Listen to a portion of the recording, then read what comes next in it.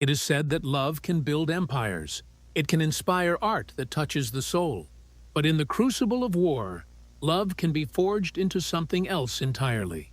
It can become a weapon, the sharpest weapon. The year is 1943. The world is burning. Occupied France is a nation held in a stranglehold of steel and fear. The air itself seems gray, heavy with the scent of diesel, cheap cigarettes, and terror. The Gestapo are ghosts in leather trench coats, masters of the whispered accusation and the midnight knock. This is their kingdom of shadows. But in this darkness, one woman, her heart hollowed out by loss, decided she would not just endure. She would fight back.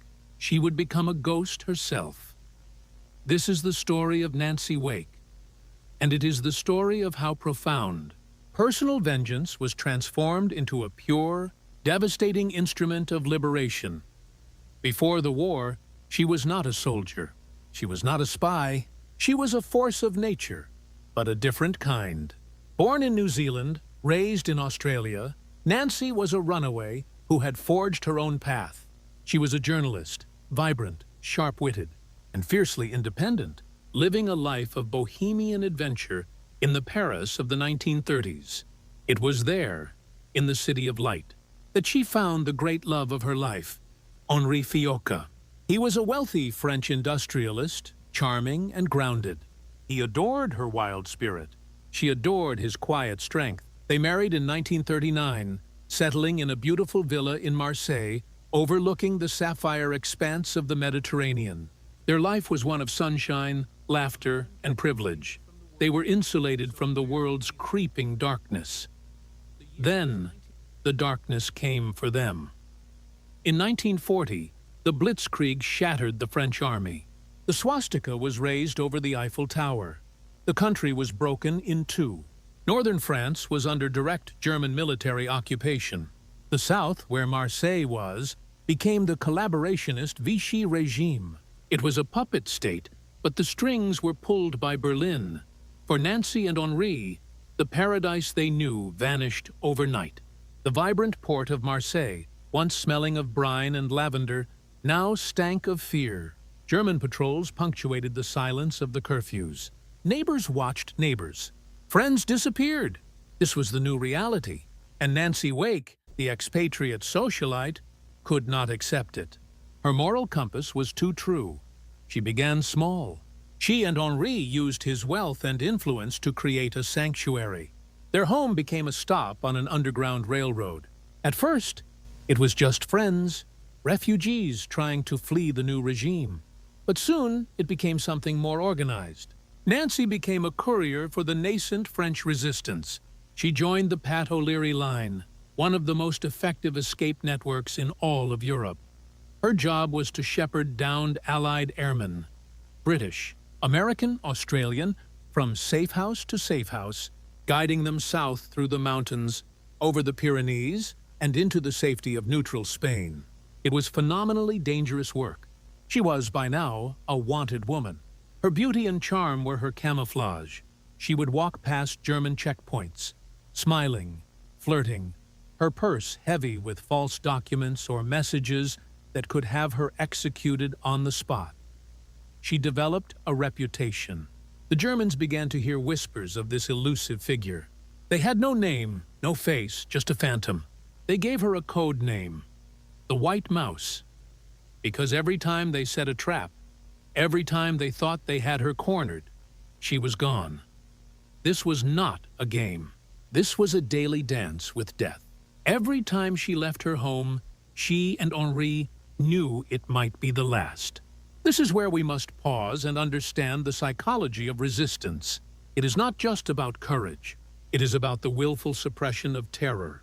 It is the conscious choice to act, even when every instinct for self-preservation is screaming at you to hide, to be quiet, to survive. It was a choice she made every single morning, but the net was tightening. By late 1942, the O'Leary line was betrayed. A key operative was captured and tortured. The network began to unravel, member by member. Nancy's name was known. Her life in France was over.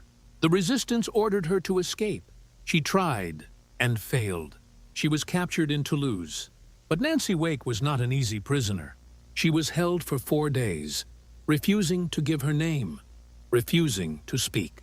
Through a combination of luck and the intervention of her network, she was released, mistaken for a minor infraction. She knew she had days, perhaps only hours. She had to say goodbye to Henri. It was the hardest thing she had ever done. They both knew the stakes. If she stayed, she would be captured, tortured, and killed. And she would likely take him, and everyone they knew, down with her. He made her promise to go. He told her he would be fine, that his influence would protect him. They held each other one last time, in the home that had been their paradise and their sanctuary. Then she slipped out into the night. The journey that followed was an ordeal. A 6-day trek over the snow-capped Pyrenees. She was cold, exhausted, and hunted, but she made it. She crossed the border into Spain and, from there, made her way to Britain. She arrived in London in June of 1943, a refugee, but a defiant one. She had survived. She had escaped the White Mouse's trap, and it was there, in the relative safety of London, that she received the news that would end her old life forever. The Gestapo, furious at her escape, had kept their promise. They had gone to her home in Marseille. They had arrested Henri Fiocca. He was not a spy. He was not a fighter. He was just a good man who loved his wife. He was taken to Gestapo headquarters, to a place where mercy did not exist. He was tortured, systematically, brutally, for months. They wanted to know where she was. They wanted to know the names of her network. Henri Fiocca never spoke a word. And so, in October of 1943, he was executed by a firing squad. When Nancy learned of his death, something inside her broke, but it did not heal into scar tissue. It did not dissolve into grief. It crystallized. It hardened into something cold, pure, and unbreakable. The sorrow was there, a vast black ocean of it. But floating on top was a new, singular purpose. It was no longer just about patriotism. It was no longer just about fighting for a free France. It was about vengeance. She did not seek solace. She sought out the Special Operations Executive, Churchill's Ministry of Ungentlemanly Warfare. This was the organization responsible for a single, brutal task: set Europe ablaze. They were the spies, the saboteurs, the assassins sent in behind enemy lines. Nancy Wake walked into their offices and did not ask for help. She demanded training. The men at the SOE were skeptical. She was a woman. She was a socialite. What could she do? They saw her poise, her beauty. They did not see the steel underneath. They did not see the fire in her eyes, a fire stoked by the ashes of her husband's life. "I'll do the training," she told them, in her famously blunt way. "And if I'm no good, I'll bugger off." She was not no good. She was terrifyingly good. She was sent to the SOE's finishing schools, hidden away in the dark forests and remote estates of Scotland. This was where civilians were systematically broken down and rebuilt as weapons. And this is where Nancy's transformation became absolute. We must understand what this training entailed. It was not polite espionage. It was brutal. She learned unarmed combat from masters of the silent kill, men like William Fairbairn, who had developed a form of combat based on the ruthless efficiency of Shanghai street fighting. She learned how to kill a man twice her size with her bare hands, how to use a garrote, how to wield the Fairbairn Sykes dagger, a weapon designed not for fighting, but purely for killing. A stiletto made for one purpose: to puncture a lung, a kidney, a heart. Imagine the psychological cost. Imagine this woman, who had hosted dinner parties in Marseille, now practicing these movements, the cold steel in her hand. Each movement was a whisper of Henri's name. She learned sabotage. She learned the feel of plastic explosives, the pliable, putty-like texture of PE, smelling faintly of almonds. She learned how to calculate a charge, how much to derail a train, how much to shatter a railway bridge. How much to destroy a factory dynamo? She learned the simple, deadly genius of the pencil detonator, a glass vial of acid, a copper wire. Break the vial, the acid eats the wire, the circuit closes. You have 20 minutes. 20 minutes to walk away. She learned tradecraft, the art of the dead drop, leaving messages in a hollowed-out brick. The live letterbox, a seemingly innocent shopkeeper who was a vital link in the chain.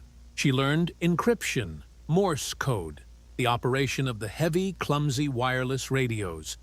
And finally, she learned how to parachute. In the dark, into occupied territory. For many recruits, this was the final, terrifying test. For Nancy, it was just the commute. In less than a year, the transformation was complete. The socialite from Marseille was gone. The White Mouse was no longer just a name given by her enemies. It was her new identity. She was no longer just a courier. She was a trained organizer, a saboteur, and a killer. The SOE had a mission for her. D-Day was approaching. The Allies needed to sow chaos behind German lines. They needed someone to go into the Auvergne region of central France, a rugged forested area, and unite the scattered, fractured bands of the French resistance, the Maquis. They needed someone to organize them, arm them, and lead them in a guerrilla war to tie down German divisions so they could not reinforce the beaches of Normandy. They needed a leader. They chose Nancy. On the night of April 29, 1944, Nancy Wake boarded a Halifax bomber. She was loaded with weapons, a radio, and a suitcase full of 1,000,000 francs. As the plane droned over the dark landscape of her adopted country, she must have felt 1,000 emotions. Fear, certainly, but beneath it, a cold, thrilling sense of purpose. She was going home, and she was going to make the men who killed her husband pay. The red light in the fuselage turned green. The dispatcher yelled, "Go!" She jumped into the blackness. The wind tore at her, a violent, screaming welcome. Then the parachute opened with a sudden, bone-jarring snap, and then silence. A profound, floating quiet. She hung between the stars and the earth, a solitary angel of vengeance. She looked down at the dark, rolling hills of the Auvergne, the smell of pine and damp earth rising to meet her. Her landing was less than graceful. She crashed through the branches of a large tree, her parachute snagging, leaving her dangling several feet off the ground. A figure emerged from the shadows below, a man with a rifle. It was Captain Henri Tardivat, the leader of the local Maquis. He looked up at this woman, tangled in her parachute, and said, "I hope that all the trees in France bear such beautiful fruit this year." Nancy, never one to be outdone, struggled in her harness and yelled back, "Don't give me that French shit. Just get me out of this bloody tree." This was the beginning of her new war. The group she was sent to lead was a ragtag army of 7,000 men. They were farmers, students, mechanics, poets, and escaped prisoners of war. They were hiding in the forests, living in makeshift camps, poorly armed but burning with a desire to reclaim their country. And now, their new leader, their liaison to London, the woman who held the keys to the all-important supply drops, was this woman. The skepticism was immediate. What did she know of war? But Nancy did not command respect by asking for it. She earned it. She earned it by drinking them under the table with their rough, homemade spirits. She earned it by swearing with a fluency that would make a sailor blush. And she earned it by proving she was tougher, more ruthless, and a better shot than most of them. Her first task was to organize the airdrops. This meant finding suitable clearings, drop zones, and communicating their locations to London via her radio operator. This was the most dangerous part of the job. The moment that radio transmitter switched on, it sent a signal bleeding into the air, and the Germans were listening. They had direction-finding teams scouring the countryside. Every transmission was a race against time. A few minutes, send the coded message, and then run. Pack the equipment, melt back into the forest, because, within the hour, a German patrol would be sweeping the area. Then came the drops, the sound of the bombers low in the night, the signal fires lit on the ground, and then the rain. Canisters, hundreds of them, floating down on parachutes. It was a miracle from the sky. Inside were Sten guns, rifles, grenades, ammunition, medical supplies, and more explosives. Nancy was in her element. She was the quartermaster, the paymaster, the strategist, and the field commander. She led raids herself. She taught them the sabotage techniques she had learned in Scotland. They blew up bridges. They derailed trains carrying German troops and supplies. They ambushed patrols. In one famous incident, her men attacked a German garrison. During the firefight, she saw one of her men hesitate. A German soldier was firing a machine gun, pinning them down. Nancy didn't shout an order. She crawled over to her man, coolly took his rifle, and shot the German gunner herself. The resistance fighters were stunned. From that moment on, they would have followed her into hell. And the Gestapo. They knew she was back. The White Mouse had returned. And this time, she wasn't just helping people escape. She was leading an army. They put a 5 million franc bounty on her head.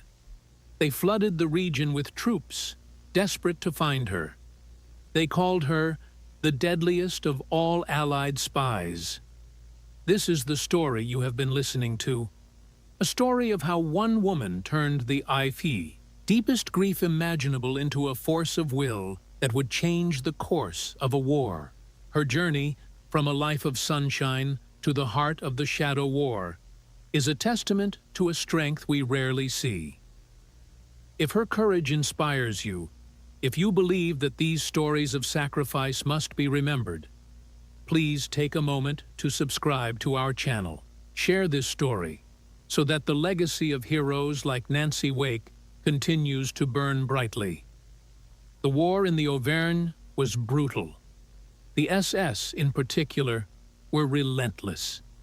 They responded to the Maquis attacks with horrific reprisals, burning villages and executing civilians.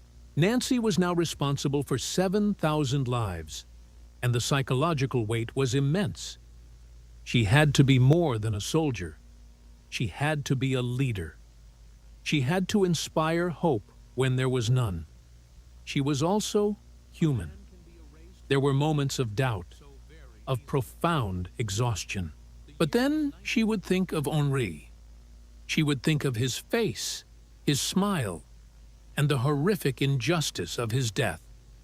And the cold rage would return, sharpening her focus, driving her forward. Then came the crisis. In June of 1944, just as the D-Day, landings were happening hundreds of miles away in Normandy. Her camp was located and attacked by a massive German force. In the chaotic retreat, her radio operator was forced to burn his code books and destroy his radio to prevent them from falling into enemy hands. Suddenly, they were cut off. They were blind. They could not receive orders from London.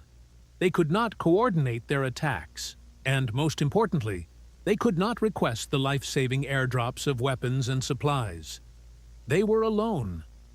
They managed to find a backup radio operator in another Maquis camp, but he had no codes. The only set was with another SOE agent, hundreds of kilometers away. The journey would mean crossing a vast territory, crawling with German patrols and checkpoints. It was a suicide mission. The men debated. Who could they send? It was too dangerous. Nancy stood up. "I'll go," she said. The men protested. It was impossible. She was the most wanted person in France. Her face was on posters. She ignored them. She found a bicycle. What followed was perhaps the single most extraordinary act of her entire war. It was a 500-kilometer round trip, over 300 miles, on a steel-frame bicycle, over rough, wartime roads. We must try to imagine this. This is not a leisurely ride. This is a descent into a private hell. Let's paint the picture.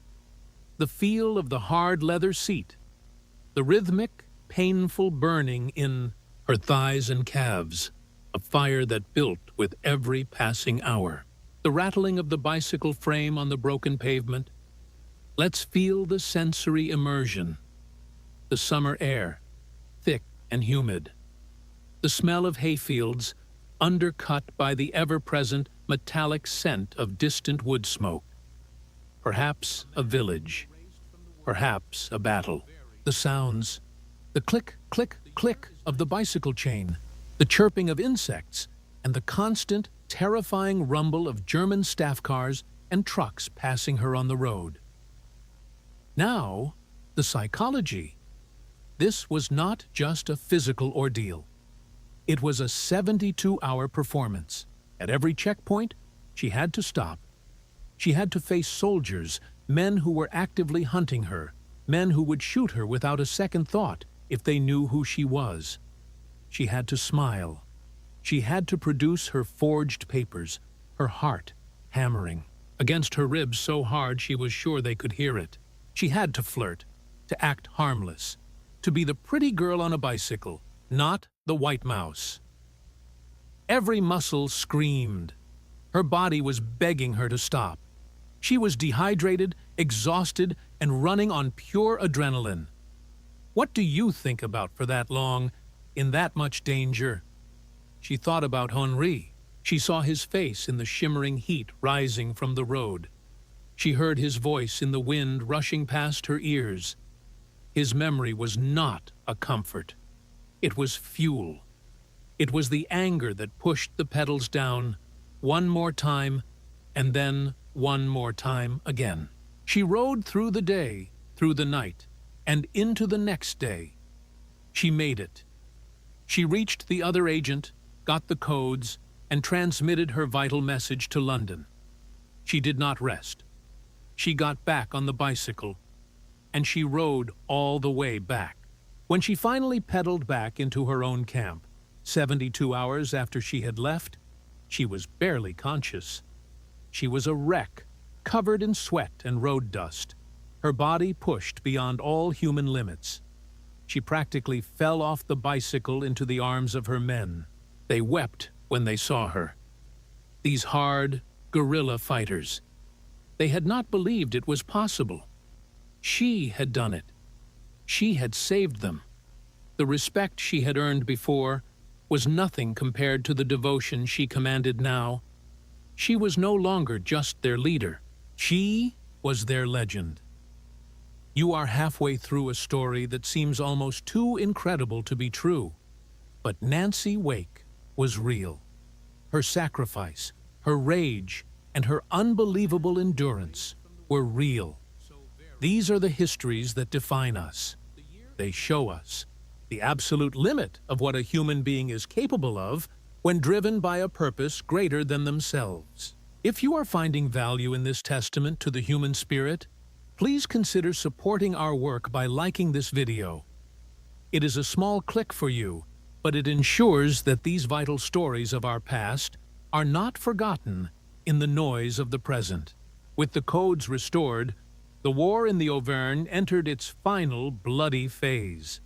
The airdrops resumed, bigger than ever. Nancy's army, now superbly armed, went on the offensive. D-Day had been a success, and now the order came from London. Maximum chaos. Nancy Wake delivered.